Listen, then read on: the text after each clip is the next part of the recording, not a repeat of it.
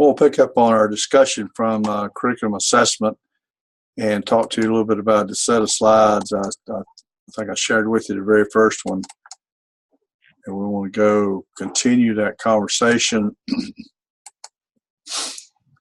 Determining, and what this is about is predominantly looking at what's happening in other schools, what's taking place in other schools is actually working and making a difference on achievement, and understanding how we bring that to play in the school that we work in. So a key to starting to make value of what others are doing is to develop a knowledge base for how student achievement has been raised.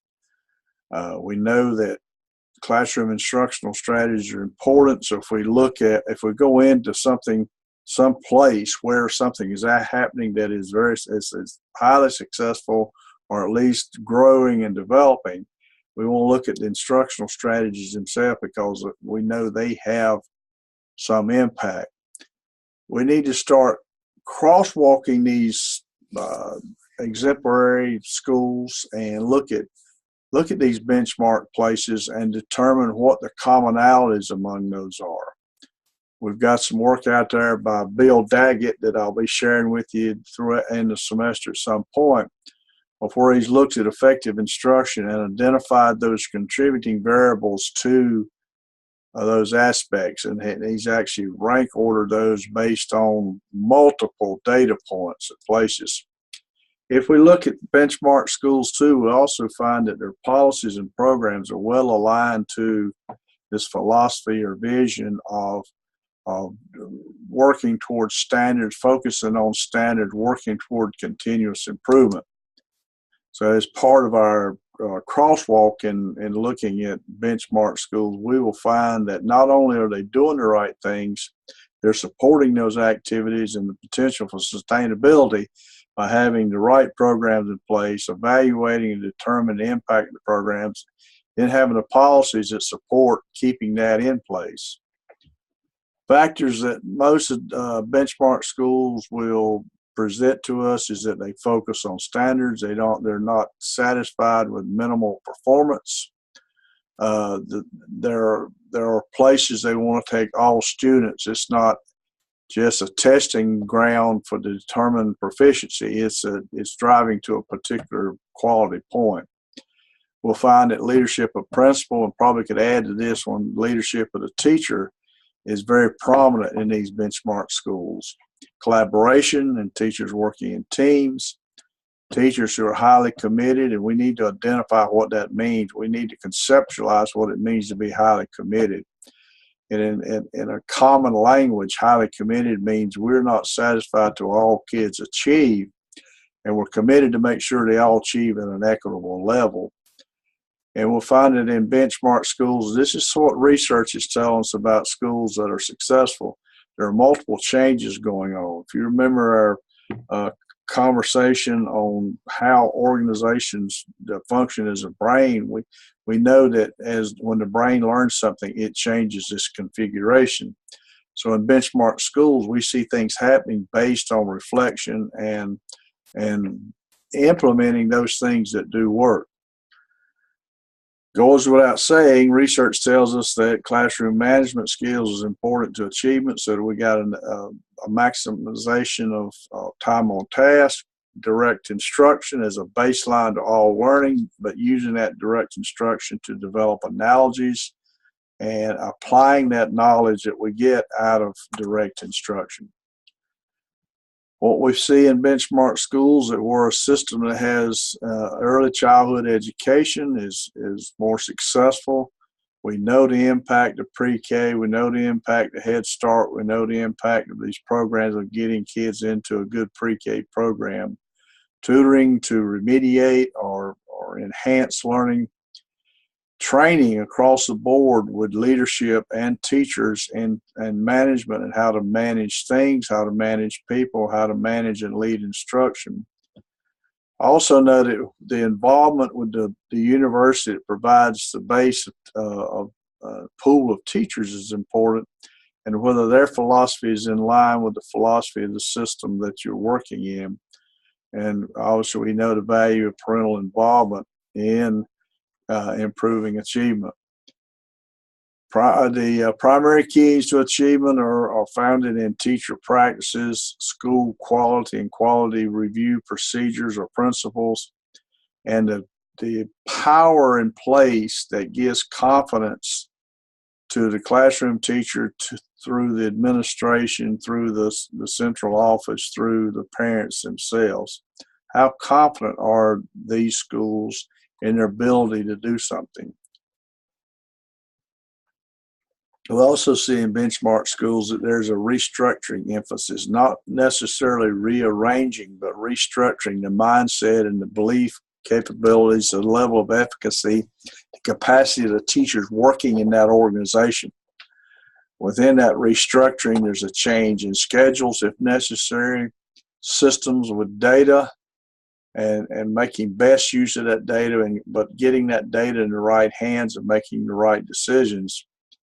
And again, collaboration is mentioned as one of the keys. So in summary, a knowledge base does not exist, at least a knowledge base that is extensive enough for us to make the right decisions. That knowledge base comes from looking at these benchmark schools, determining what's being done right. It requires time and work. In order for this to help us, we've got to be able to reflect and then reflect on ourselves, apply what we learn from these benchmark schools to make changes or restructure what we're doing. And school boards must be active from a standpoint of policy development, from a standpoint of support, and certainly resource allocation. What is a focus on academic standards? We're not achievers as educators if students are not achieving. So that's an awfully broad statement. Related to standards is, where do we want all kids to be taken to? What level of learning do we want them to be proficient at? And then what level of learning do we want them to excel at? Setting academic achievement in all content areas for all students must be the thrust. Direct instruction and observation of instruction are critical. It all begins with us. A big part of that observation of instruction is the reflection that comes back into feedback and some of the personal reflection on how we can improve what we're doing. How can we support this concept? Know the academic standards, know what is important, not just outcomes from content, but what is the standard we're trying to reach? How can we integrate literacy and math and science and everything else to reach a standard of being able to facilitate your own learning, being able to think critically and solve problems? Provide incremental learning engagement that students must practice and become part of their habits. Give teachers time to reflect about the scores and help them understand what the scores mean. Don't just throw them out and say, let's improve these. But what does it tell us about ourselves and what we're doing? We have some documents that we can go back to. SREB puts out a great list of white papers. What Works by the U.S. Department of Education, Effective Schools Research by Larry Lizotte, Framework for Enhancing Teaching by ETS, the testing service. Some of you are involved in the process of looking at what quality schooling actually means and what are the characteristics of that, what is the common language. And we know that there are documents out there that can help guide what we do. Some concerns that seem to stay pretty much on the burner with us. What do we know about literacy achievement? How it's done? Exactly where we are?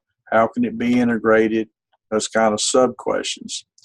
Does the knowledge of literacy affect the classroom? Obviously it does, especially if you're trying to integrate that literacy outside the content of a literacy curriculum.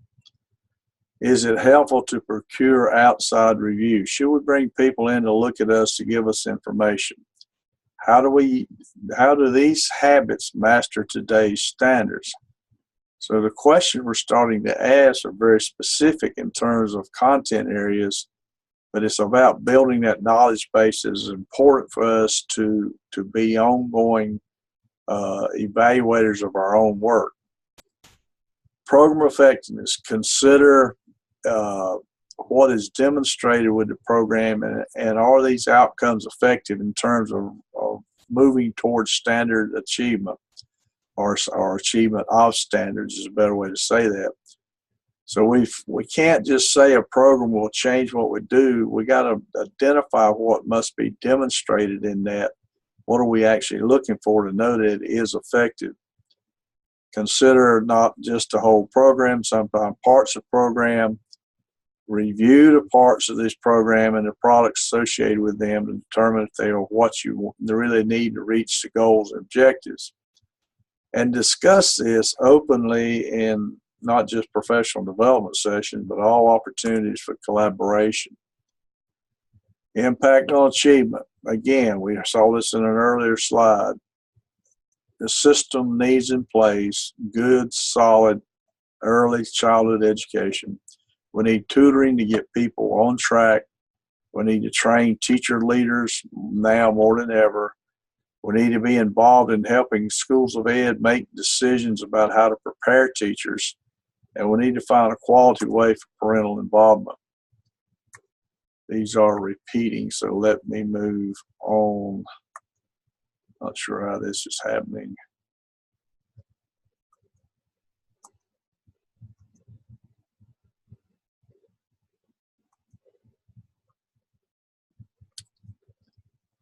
Role of retention, and there's been ongoing debates over the years. I remember in my early studies and degrees and talking about what it means and what impact it has on retention. And certainly we have social issues and we have academic issues related to retention. There's still collaboration needed about what that actually means, and we're not going to go so far as to talk about non-graded opportunities because we can't get away from that policy-wise. Society's not really ready to accept that, but we need to understand better what it means and exactly where we need a learner to be before they're promoted. And if they're retained, what is it that is necessary for that individual or groups of individuals to redo? There needs to be documentation from a review process that we're giving multiple opportunities to demonstrate, for students to demonstrate mastery of content. And then within that multiple opportunities, we're to document and demonstrate that we're looking at different learning styles and different ways of learning, which gets us into the different modalities. And don't always teach the same students in the same grouping. So we have multiple groups based on where we are, what prior knowledge we bring to the learning environment, and also what learning style is important for that particular group. To address retention and promotion issues, we need to create plans for students. So we do this, have done this for a while now. Not only just past state standards, but I think our improvement plans should start looking at how to raise that level of achievement for students, even if they have passed the state standards. District classroom achievement must be matched with district-wide achievement. So we need, as superintendents or central office personnel, be able to take our district-wide data and understand that from a reflective standpoint about how each classroom contributed to that, and the collaboration within the building setting of each classroom person, understanding their role or their contribution to the district-wide. Effective schools for effective districts, that's collaboration across schools for the district to address its own development. That's teacher induction piece that I've been involved with for the last 16 years. And there are a lot of changes taking place in the last 3 to 4 to 5 years in terms of increased internship time or student teaching time, more involvement by public schools and employees like yourself having input into the preparation program, curriculum, and processes that are there. mentoring relationships with a good matchup and alignment with supervising teachers, provide a way for new teachers to understand performance standards. So in our PLCs, create an opportunity for discussion and reflection on how well we're reaching the standards identified as being important. How can school board members best spend their time on school matters? Set aside time at each board meeting to listen to achievement and benchmark explanations, in support and encourage and fund the opportunity for data and data systems. Since the leadership of the principal is critical to the development of great high schools, what can school boards do to ensure their high school principals have effective leaders? And we've gone to a competitive pay scale. Unfortunately, it's more based on students' achievement necessarily than quality measures. Look at the individual recruitment policies so you as superintendent understand your policies for bringing in quality leaders. Experience is always important. And then have a program in place that develops those local talent within your system already who could be targeted for future leaderships. How can school boards develop a trust relationship between itself and principal and teachers at the building level? If we give them the authority to develop improvement plans, what do we do if such plans are clearly just tinkering when substantive change is needed? Two key questions, even though one of them is miswritten. The question is, boards passing policy that have direction and then consequences to it are necessary, but boards need to be more involved in understanding how these plans are specifically aligned to the goals of the system and to the goals that the board should be striving for. Involve representatives, bring school people into the board. This, as superintendent, you're trying to direct your board on how to be a better board of education.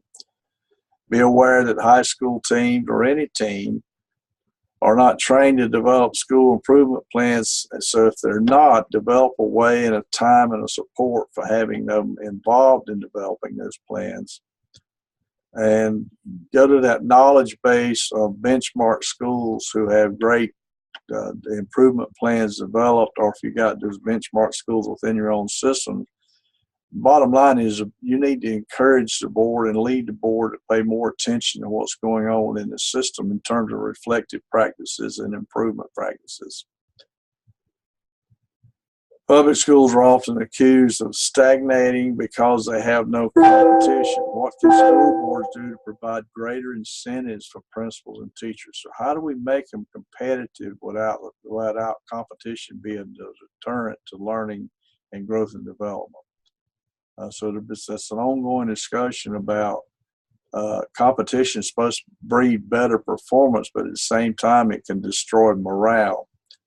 So there's a fine line between what we can and should do in terms of system-wide leadership to recognize and encourage those to try to be better at what they do without it being so competitive that it's detrimental.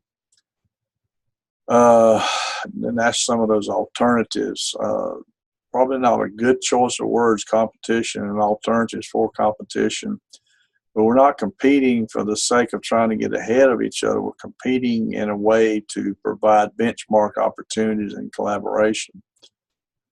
Some group financial incentives, and certainly there's been a lot of different career ladders and opportunities there.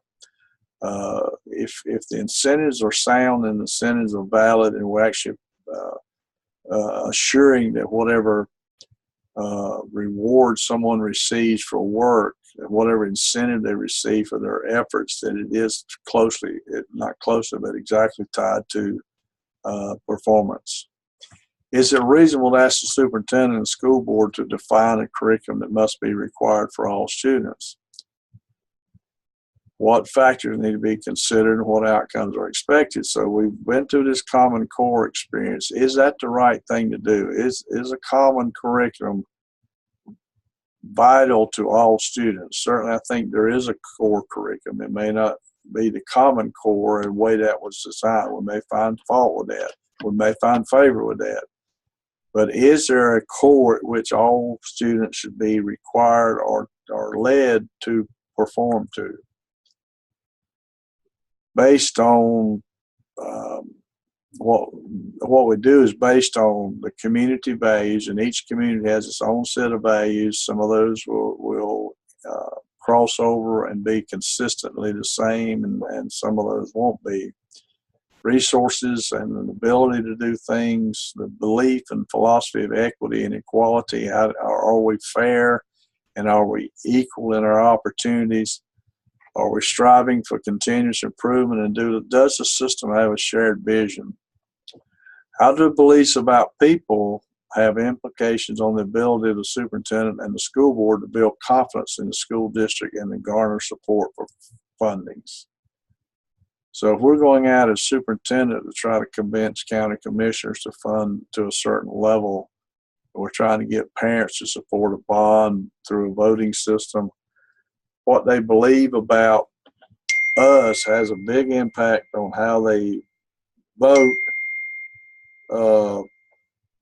and how they get involved with what we do. So there's a real skill there in being able to make best use of this. Educators can contribute to the community understanding support for public education funding.